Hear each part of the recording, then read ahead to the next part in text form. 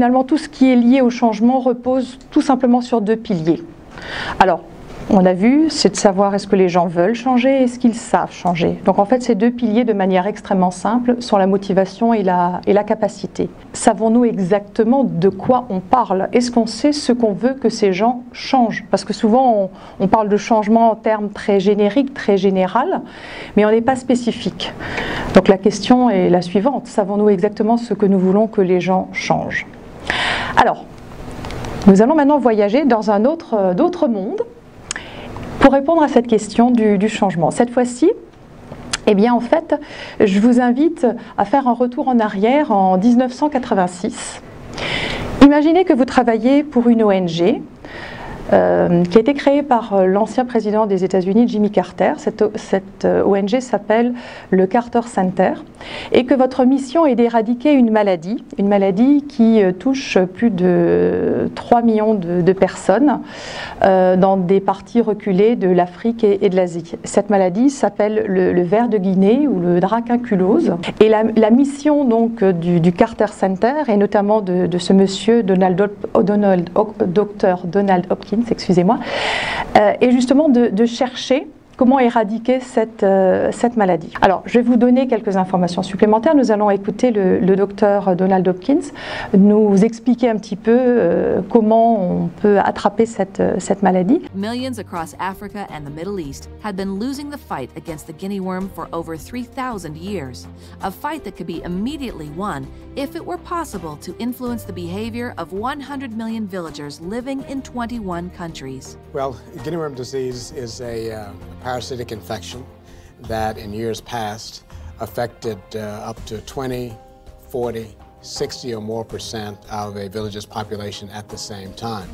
It involves 3-foot-long worms that people get by drinking microscopic forms of the worms in open sources of drinking water that have been contaminated, such as from open ponds, for example. A year later, these 3-foot-long worms, about the width of a thin strand of spaghetti, emerge through the skin on any part of the body very slowly.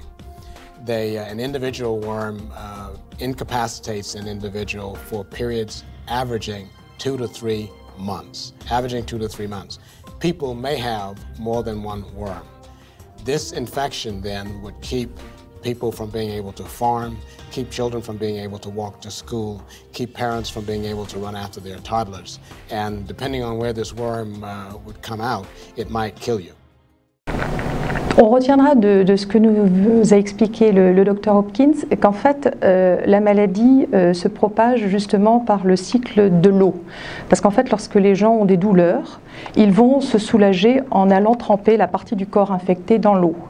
Ce qu'il faut savoir aussi, c'est qu'on est en Asie, en Afrique, et que les villageois vont chercher l'eau justement dans ces fameuses mares où malheureusement il y a des larves, et qu'ensuite ils boivent cette eau. Je vous explique ceci parce que c'est important de le comprendre pour comprendre le cycle de vie du ver. Une fois que les gens ont bu l'eau, en fait, les larves qui ont été avalées donc, vont se développer dans le corps, et 1 an plus tard, en fait, le ver femelle va forer un orifice par le corps et sortir. C'est ce qu'on voyait sur la photo quand vous voyez la sortie du ver. Voilà. Bien, donc la bonne nouvelle, c'est que donc là nous sommes en 1986. Aujourd'hui, la maladie a été éradiquée. Je crois que si vous allez sur Internet, je crois qu'on va trouver encore moins de 20 cas de dracunculose dans le monde entier. Et en fait, tout ceci a été possible grâce à un changement de comportement. Et notamment par le travail qui a été fait par cette équipe que je viens de vous présenter. Donc voilà, maintenant je vous amène vous-même à résoudre ce problème. Vous avez très bien compris que la question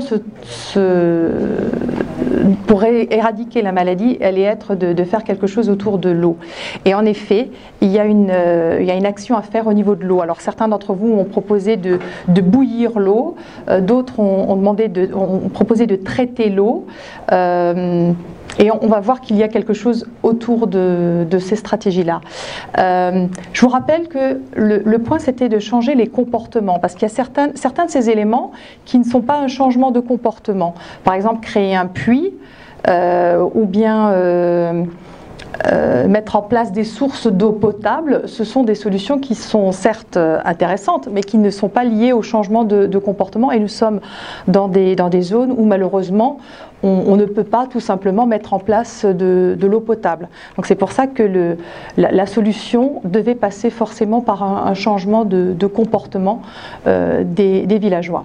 Alors je vais vous montrer maintenant une personne donc, qui faisait partie de l'équipe. Donc, la dame s'appelle Kelly Callahan. Elle est donc directrice au Carter Center et elle va nous dire finalement quels sont les 3 comportements clés sur lesquels ils ont concentré leurs efforts, ce qui a permis d'éradiquer la maladie. There are 3 things that people can do to stop themselves from getting guinea worm disease. Filter all their water. Do not put their leg or their contaminated body part in water. And continue to pass the message on to others. Filter your water, do not contaminate water, and tell someone else to filter their water and do not contaminate the water. Once someone in the village understands that so-and-so has guinea worm disease, they will tell on them to the village volunteer. The village volunteer will then go and count them as a case, will bandage and clean their wounds, bandage their worm, and then give them health education again, and then go back and visit them every 2 days until their guinea worm comes out of their body.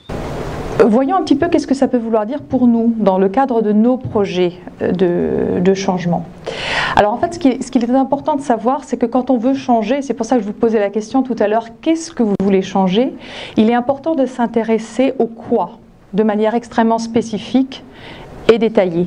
Et en fait, le quoi, c'est ce qu'on appelle le comportement vital. C'est le comportement que l'on souhaite que les personnes adoptent dans des moments cruciaux. Alors, de quoi s'agit-il quand on parle d'un moment crucial? En fait, un moment crucial, c'est le moment qui va faire la différence. C'est le moment où, en fonction de la manière dont se comporte la personne, cela va avoir, je dirais, un aspect prépondérant sur la réussite d'une opération, sur la réalisation d'un objectif ou sur l'amélioration d'une relation, par exemple. Et cette notion de moment crucial, elle est essentielle. Elle est d'ailleurs également reprise dans cette fameuse boucle de l'habitude qui a été définie il n'y a pas si longtemps que ça, lors des 15 dernières années, par des chercheurs qui travaillent au MIT, aux États-Unis, et qui ont défini que finalement, d'un point de vue neurologique, la façon dont nous fonctionnons, dont viennent nos habitudes, elles répondent à un système très simple, c'est cette fameuse boucle. En fait, il y a une routine. Si on met ça en place par rapport à notre ver de Guinée, ben en fait, les gens vont à l'eau, pour soigner leurs plaies. La récompense, elle est très simple, c'est que quand ils vont à l'eau, ils n'ont plus. Le signal de départ, c'était la douleur. Et en fait, quelle que soit l'habitude que vous avez, que vous aimeriez que les gens changent, quel que soit le fonctionnement que vous aimeriez qu'ils changent, ils répondent à cette même boucle. Et en fait, l'important, c'est que on arrive à comprendre comment changer la routine, sans changer nécessairement le signal ni la récompense. Et c'est bien ce qu'on a vu. En fait, la routine qui était d'aller retremper le corps dans l'eau, ben, il suffisait de changer cette routine et de faire en sorte qu'une nouvelle routine vienne en place, parce que les gens étant pris en charge par des gens qui allaient s'occuper de panser leurs plaies, n'allaient plus tremper leur corps dans l'eau. Donc on a pourtant le même signal qui est la douleur et la même récompense, à savoir le fait que les douleurs soient soulagées, mais grâce à ce simple changement de comportement, eh bien en fait on est arrivé à éradiquer cette maladie. J'aimerais qu'on en revienne un petit peu à nouveau à nos changements, à vos changements à vous, parce que ce qu'il est important, c'est que vous réfléchissiez parmi tout ce que vous m'aviez dit tout à l'heure, les choses que vous aimeriez changer, et bien finalement, concrètement, qu'est-ce que vous voulez changer? Est-ce que vous êtes sûr? Est-ce que vous savez de quoi il s'agit? Est-ce qu'il s'agit bien d'un comportement et non pas, je dirais, d'une personnalité, de quelque chose d'extrêmement vaste, hein? Souvent on dit, oh ben, j'aimerais que la personne soit plus transparente, j'aimerais que la personne soit plus quelque chose, vous voyez. Et en fait, déjà, rien que le fait de définir les choses comme étant une attitude, Une posture, par le verbe être, montre qu'on n'est pas sur un comportement. Si on est sur quelque chose de comportemental, on est forcément sur un verbe d'action, sur quelque chose de concret et de spécifique que l'on veut que la personne fasse à un moment donné, à ce fameux moment crucial. Donc pour identifier le comportement vital et donc pour changer la routine, il est important que vous vous intéressiez donc au moment crucial et au signal. Et je vais vous donner quelques catégories qui peuvent vous aider. Et ceci est vrai quel que soit le genre de changement que vous essayez de mettre en place. En fait, ça passe beaucoup par une phase de diagnostic. Il faut essayer de comprendre en fait comment les choses fonctionnent aujourd'hui. Il faut étudier, je dirais, sur une certaine période, prendre des notes, s'observer soi-même ou observer ce que font les gens. Et s'intéresser à ces 5 catégories qui ont été prouvées donc d'un point de vue scientifique comme étant les catégories les plus importantes à étudier. Donc tout d'abord la localisation. Souvent une habitude est liée à un lieu, un endroit dans lequel on se trouve. C'est également souvent lié à quelque chose qui se passe à une heure donnée, à un moment de la journée en particulier, à un état émotionnel. À également une action immédiatement précédente, ce que vous avez fait juste avant ceci, et par rapport à une personne. Parfois, certaines habitudes sont liées au fait que l'on se retrouve en contact avec d'autres personnes. Donc en fait, il est important d'essayer de prendre des notes, d'essayer de suivre un petit peu quels sont les signaux et de déterminer, je dirais, en faisant une étude sur un certain nombre de jours, pour essayer d'avoir suffisamment de données, s'il y a une certaine récurrence qui nous permette de comprendre finalement quel est le signal et ensuite de voir si on met en place une autre habitude, une autre routine, est-ce que quelque part, eh bien, j'obtiens la même récompense. Et en faisant en fait cette action sur un certain nombre de jours, vous allez avoir des informations qui seront intéressantes. Et en fait, pour terminer, j'aimerais simplement vous laisser avec cette pensée qui est d'un philosophe qui est peut-être le père de la psychologie aux États-Unis, William James, qui en fin du 19e siècle, donc vous voyez que c'est déjà ancien, disait que toute notre vie n'est qu'une accumulation d'habitudes, pratiques émotionnelles et intellectuelles, systématiquement organisées pour notre bonheur ou notre malheur, et qui nous poussent irrésistiblement vers notre destinée, quelle qu'elle puisse être.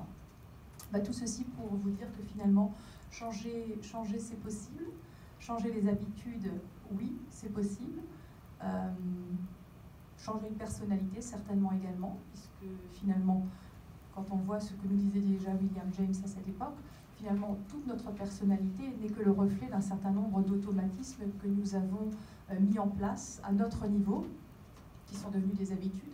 Or, cette fameuse boucle nous montre que nous pouvons changer des habitudes, donc nous pouvons faire évoluer les choses, mais à un moment donné, c'est à nous de savoir si nous souhaitons vraiment le faire ou non. Et quelque part, c'est cette notion de libre arbitre qui est aussi exactement très importante pour, quelque part, maintenant déterminer si nous pensons que le jeu en vaut la chandelle et que nous allons vraiment faire l'effort et le travail pour y parvenir. Voilà. Donc je voulais vous laisser avec cette dernière réflexion. Je vous propose de voilà, écoutez, merci. Voilà, en tout cas, merci beaucoup. Voilà.